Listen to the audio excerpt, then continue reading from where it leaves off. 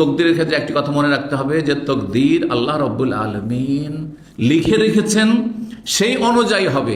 কিন্তু তার মানে এই নয় যে আমরা বাধ্য। আপন জায়গায় আল্লাহ তকদির লিখে রেখেছেন, আর আপন জায়গায় স্বাধীনভাবে আমরা নিজে চলাফেরা করছি। এখন স্বাধীনভাবে আপনাদের সামনে আলোচনা করছি, আমি স্বাধীনভাবে উঠে যাব, আমাকে কোনো কিছু বাধ্য করছে না, তাই না? স্বাধীনভাবে ভালো কাজ করছি এখন আলহামদুলিল্লাহ।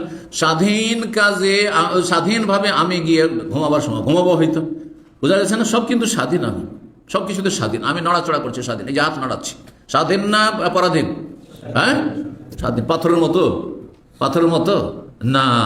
যারা তকদিরকে অস্বীকার করেছে, বলছে তকদির বলে কিছু নাই, তকদির আছে যদি বলি তো আমরা পাথরের মতো। পাথরের মতো নাকি?